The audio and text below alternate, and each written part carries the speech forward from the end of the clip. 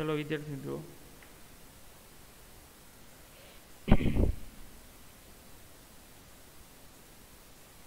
Last time આપણે ઘણી બધી હિસ્ટોરિકલ ચર્ચા કરેલી ગ્રેવિટેશનલ મોડલની.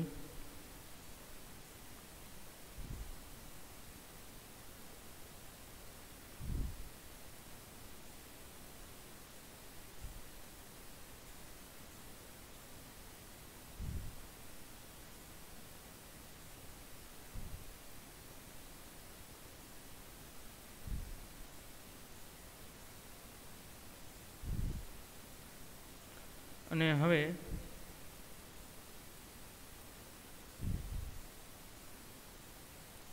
આપણે કેપ્લરના લો થી જે છે એ સ્ટાર્ટ કરીએ ચેપ્ટર.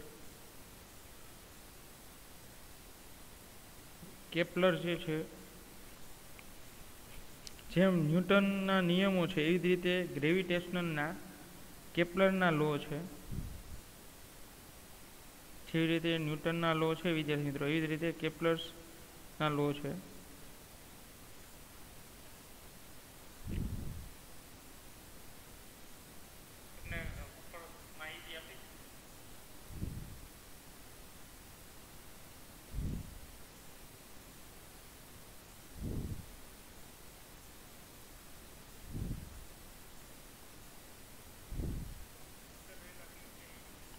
ચાલો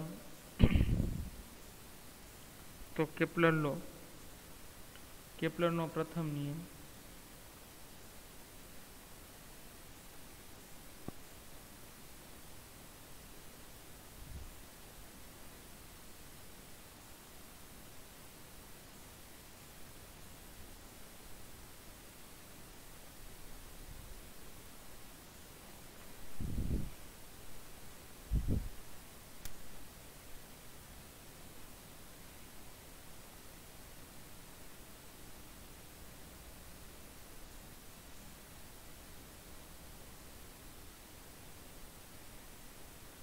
હવે વિદ્યાર્થી મિત્રો, આ જે કેપ્લરના નિયમો છે, જેમ કેમ ગુરુત્વાકર્ષણના નિયમો છે કે ભાઈ ફર્સ્ટ લો છે ઇનર્શિયાનો છે, જડત્વનો છે, સેકન્ડ લો ફોર્સનો છે, મોમેન્ટમ ચેન્જનો છે, થર્ડ લો છે ઇક્વલ ફોર્સ ઇન અપોઝિટ ડાયરેક્શનનો છે.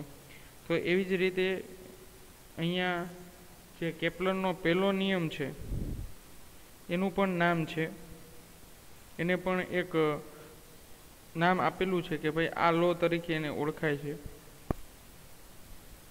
તો કેપ્લરનો જે પ્રથમ નિયમ છે એવું પણ પૂછે કે પ્રથમ નિયમ લખો, અથવા તો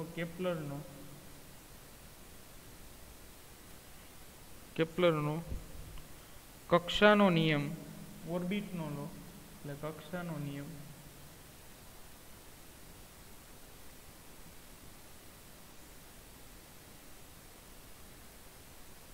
સમજાય વિદ્યાર્થી મિત્રો? તો આપણે કેપ્લરનો જે કક્ષાનો નિયમ છે એ અહીંયા રજૂ કરવાનો છે કે કેપ્લર જે છે એના મત પ્રમાણે કક્ષાનો નિયમ શું હતો. તો એના માટે આકૃતિ દોરીને આપણે સમજવું પડશે વિદ્યાર્થી મિત્રો.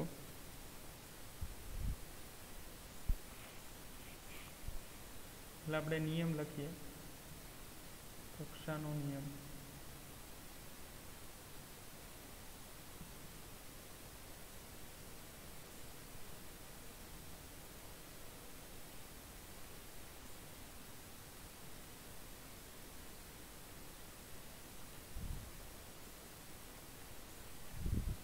ચલો તો શું કે છે, તો કે બધા ગ્રહો એવી દીર્ઘવૃત્તીય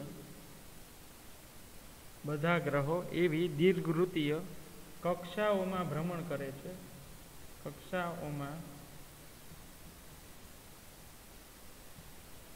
ભ્રમણ કરે છે. બધા ગ્રહો એવી દીર્ઘવૃત્તીય કક્ષાઓમાં ભ્રમણ કરે છે કે જેની અથવા તો કે જેના એક કેન્દ્ર પર સૂર્ય રહેલો છે. ચલો સમજાય વિદ્યાર્થી મિત્રો? કેપ્લરનો કક્ષાનો નિયમ શું કે છે? તો કે બધા ગ્રહો એવી દીર્ઘવૃત્તીય કક્ષાઓમાં ભ્રમણ કરે છે અથવા તો પરિભ્રમણ કરે છે કે જેના કેન્દ્ર પર સૂર્ય રહેલો છે.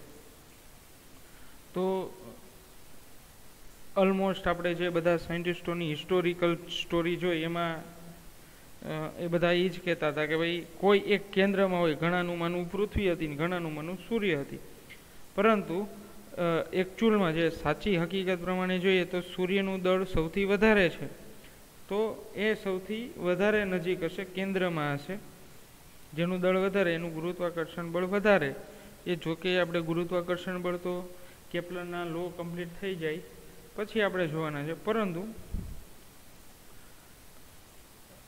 આ વસ્તુ સમજવા જેવી છે કે બધા ગ્રહો એવી કક્ષામાં ગતિ કરતા હશે કે જેનું કોઈ એક કેન્દ્ર હોય, સેન્ટર હોય, અને એની અરાઉન્ડ જે છે કોઈ એવું ક્ષેત્ર હોય કે એ ક્ષેત્રના કારણે બધા ગ્રહો પરિભ્રમણ કરે છે અને એનું કેન્દ્ર એ સૂર્ય હોય. ચાલો તો આપણે આકૃતિ જે છે એ દોરી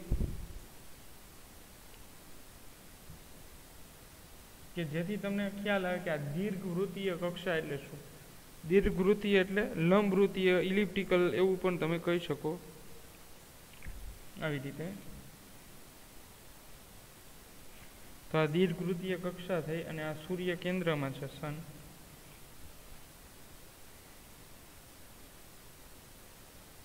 સૂર્ય કેન્દ્રમાં છે.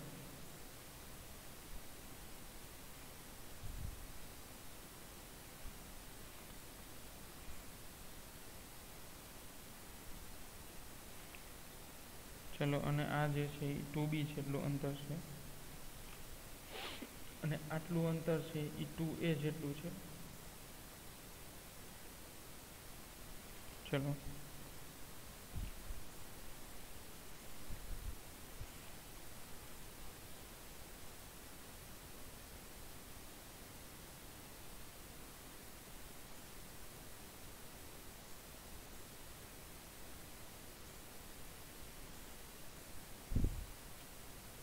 તો આ આકૃતિ થઈ વિદ્યાર્થી મિત્રો. હવે આ તમારે આકૃતિ વિદ્યાર્થી મિત્રો આવું જ તમારે ઘણાય ઓલા આવે છે સાધનો કે જેથી તમે સર્કલ બનાવી શકો, ત્રિકોણ બનાવી શકો. પણ આવો શેપ બનાવવો હોય વિદ્યાર્થી મિત્રો તો પણ તમે બનાવી શકો. તો આના માટે તમારે શું કરવાનું, એક પેજ છે, તમે જોકે તમારી ટેક્સ્ટબુકમાં પણ આ પ્રવૃત્તિ આપેલી છે. આ પ્રવૃત્તિ છે એ તમારી ટેક્સ્ટબુકની અંદર પણ આપેલી છે.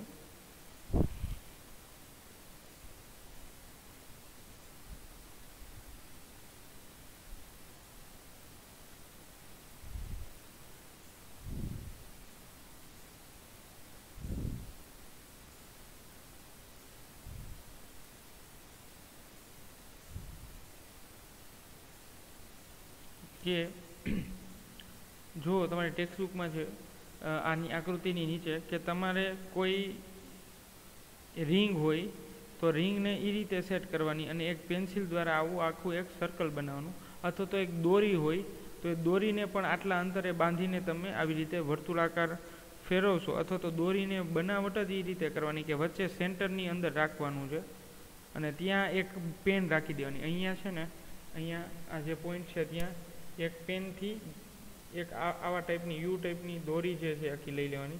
અહીંયા એક હોલ કરી રાખવાનું અને અહીંયા એક પેન રાખવાની અને આને આખું તમે પરિભ્રમણ કરાવશો એટલે આવો શેપ બનશે. આ જે મેં શેપ દર્શાવેલું છે એવો શેપ છે એ તમને બનશે. તો આ રીતે આકૃતિ જો તમારે બનાવવી હોય, દોરવી હોય તો પણ તમે દોરી શકો છો. તો એ પ્રવૃત્તિ આપેલી છે એટલે હું તમને વાત કરું છું. બાકી આપણે એની કંઈ રિક્વાયરમેન્ટ નથી, પણ તમને એક આપેલું છે ટેક્સ્ટબુકની અંદર.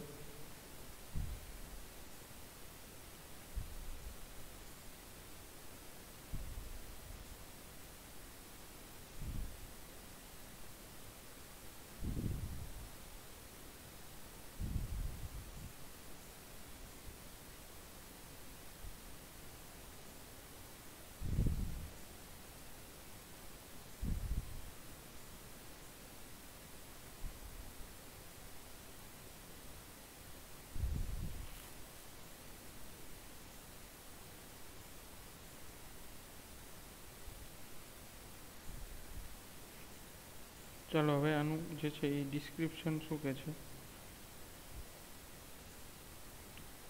કેપ્લરના પહેલા નિયમનું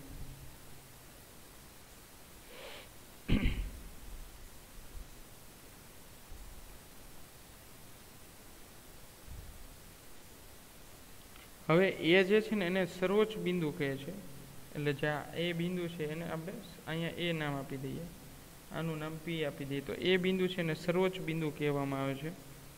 અને ત્યાંથી એ થી પી વચ્ચેનું આટલું અડધું અંતર, જો આટલું વિદ્યાર્થી મિત્રો, આ જેટલો ડાર્ક પોર્શન કરું છું એ છે. તો એ થી પી સુધીનું અડધું અંતર અર્ધ દીર્ઘ અક્ષ કહે છે. અર્ધ દીર્ઘ અક્ષ કહે છે આટલું. આ જે અક્ષની વાત કરે છે, આ જે અર્ધ દીર્ઘ છે આ એની અક્ષ થઈ. તો પી એ એટલે શું થઈ ગયું? અર્ધ દીર્ઘ અક્ષ.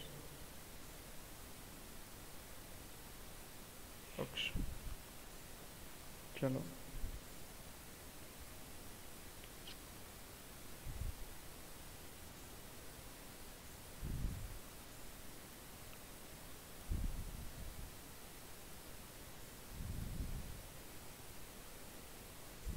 અને અર્ધ દીર્ઘ અક્ષ એ શું છે વિદ્યાર્થી મિત્રો? અર્ધ દીર્ઘ અક્ષ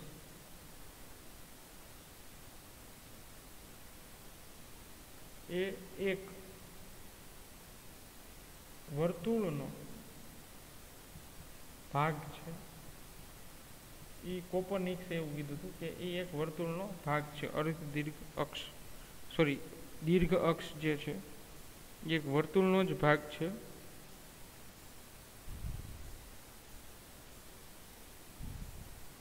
હવે બીજો નિયમ છે, કેપ્લરનો બીજો નિયમ છે વિદ્યાર્થી મિત્રો, એ જોઈએ.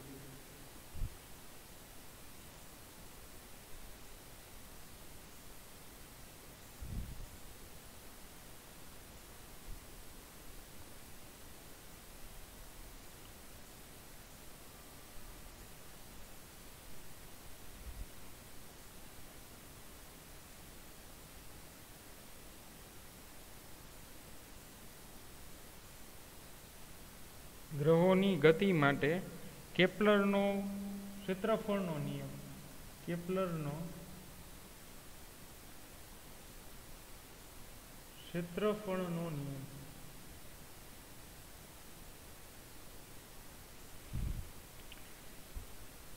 ગ્રહોની ગતિ માટે કેપ્લરનો ક્ષેત્રફળનો નિયમ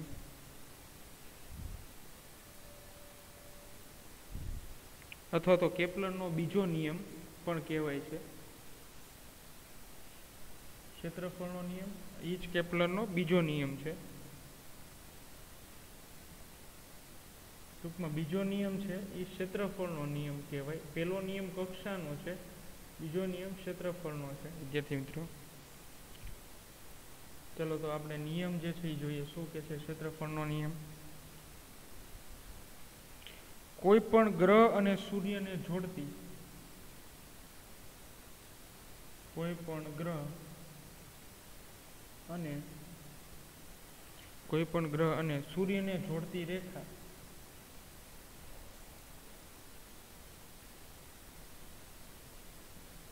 કોઈ પણ ગ્રહ અને સૂર્યને જોડતી રેખા સમાન સમયગાળા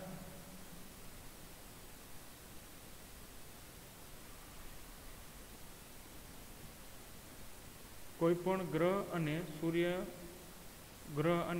સૂર્ય જોડતી રેખા, સૂર્યને જોડતી રેખા, અહીંયા સેન્ટેન્સ કમ્પ્લીટ થઈ જાય.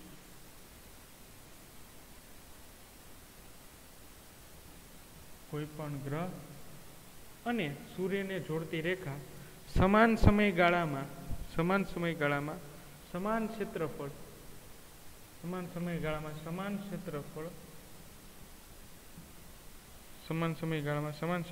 આંતરે છે.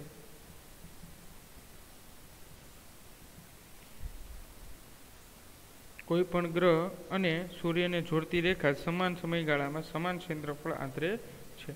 તો આ એની આકૃતિ થશે વિદ્યાર્થી મિત્રો. આ થઈ ગયો સૂર્ય સેન્ટરમાં છે.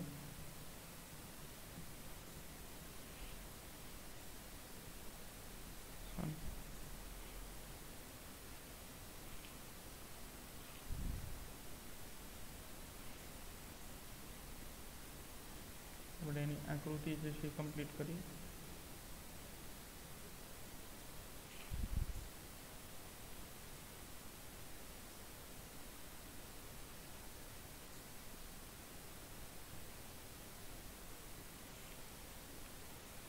આનું નામ એસ આપી દઈએ. તેથી આ સુધીનું આર. કેન્દ્ર તરફનું બળ કેન્દ્રગામી બળ એફ અને ગતિ છે એ પી થી પી ડેશ સુધી થાય છે. આ સ્પર્શકની દિશામાં વેગ હોય છે. અહીંયા વેગની દિશા સતત બદલાય છે અને આ પી પર કોઈ ગ્રહ આવેલો છે પી બિંદુ પર. ચાલો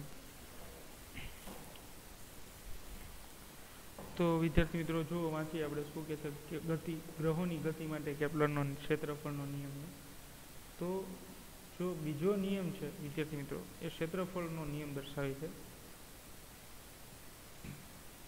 શું કહે છે તો કે કોઈ પણ ગ્રહ અને સૂર્યને જોડતી રેખા સમાન સમયગાળામાં સમાન ક્ષેત્રફળ આંતરે છે.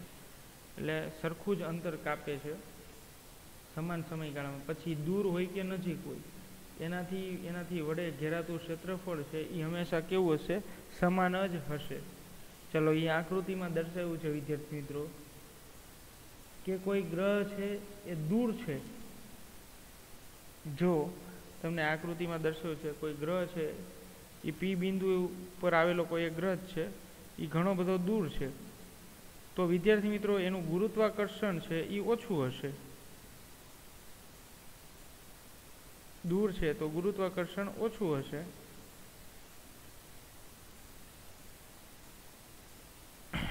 અને જેમ નજીક હશે, દૂર છે તો ગુરુત્વાકર્ષણ ઓછું હશે, જેમ નજીક હશે એમ ગુરુત્વાકર્ષણ બળ પ્રબળ હશે. તો એ વધારે સ્પીડથી અંતર કાપશે. અને ઓલો દૂર છે તો સપોઝ કે આ દૂર છે તો આ અંતર બહુ વધારે છે તો આ ગ્રહ આટલું જ અંતર કાપશે. તો એનાથી ઘેરાતો ક્ષેત્રફળ આટલું હશે. અને આ ગ્રહ જે છે અહીંયા પહોંચે ને આ જ ગ્રહ છે પી એ અહીંયા પહોંચીને અહીં સુધી પહોંચે તો એટલા માટે પણ ક્ષેત્રફળ જે છે સમાન જ ઘેરાશે. કારણ કે એની વેલોસિટી છે એની ઝડપ છે એ અચળ રહે છે. એને એરિયલ વેલોસિટી કહેવાય વિદ્યાર્થી મિત્રો. એરિયલ વેલોસિટી એટલે કે એરિયલ એટલે ક્ષેત્રીય વેલોસિટી પણ કહેવાય છે. ક્ષેત્રીય વેગ એ જે અચળ ઝડપ રહેતી હોય ને એ વેગ એ પ્રકારના વેગને આપણે શું કહીશું? ક્ષેત્રીય વેગ અથવા તો ક્ષેત્રીય ઝડપ કહેવામાં આવે છે.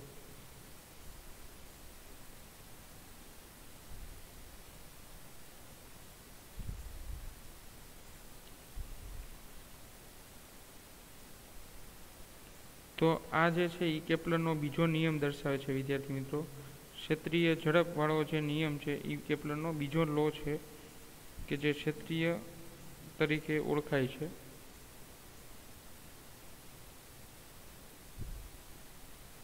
એને આપણે અચળ ગતિ અથવા તો ક્ષેત્રીય ઝડપને આપણે એરિયલ વેલોસિટી પણ કહેવામાં આવે છે.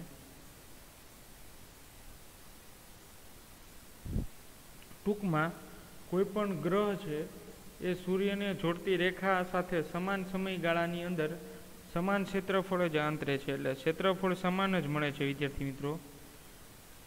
સમયગાળો જે છે સરખા સમયના તફાવતમાં, સપોઝ કે આના માટેનો સમયગાળો ડેલ્ટા ટી છે તો એટલા જ ડેલ્ટા ટી સમયગાળાની અંદર આટલું અંતર કવર થાય છે. આમાં આટલું અંતર કવર થાય છે. પણ જે અંતર કવર કરતા મેઇન વસ્તુ આ છે એ કોન્સ્ટન્ટ રહે છે. જે ક્ષેત્રફળનો ભાગ છે આટલો એ ક્ષેત્રફળનો ભાગ છે એ કોન્સ્ટન્ટ રહે છે બંને માટે. બંને સમયગાળાના તફાવત માટે ક્ષેત્રફળનો સમયગાળો સમાન જ રહે છે. ચાલો આ અને આ બધું સમાન જ રહે છે.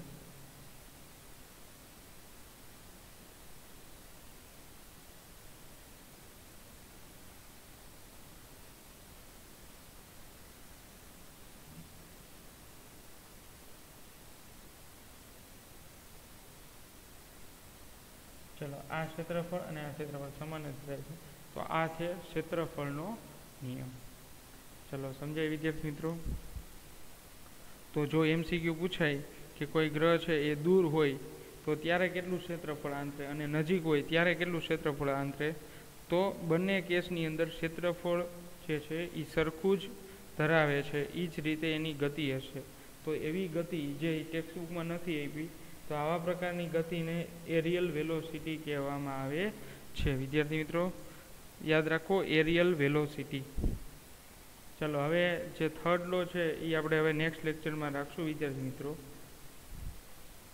તો કેપ્લરના 2 નિયમ આપણે જોયા અને સાથે ગુરુત્વાકર્ષણનું ઇન્ટ્રોડક્શન પણ આપણે જોઈ લીધું છે.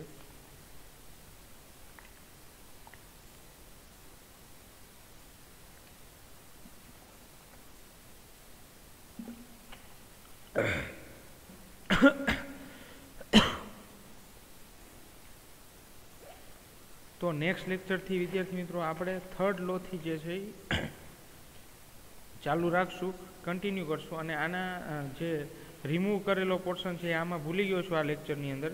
તો નેક્સ્ટ લેક્ચરની અંદર આપણે એ કામ કરવાનું છે કે જે રિમૂવ થયેલો પોર્શન છે તો એના હું તમને પોઈન્ટ્સ લખાવી દઈશ કે કેટલા કેટલા દાખલા અથવા તો કેટલા પોઈન્ટ છે એ રિમૂવ કરેલા છે.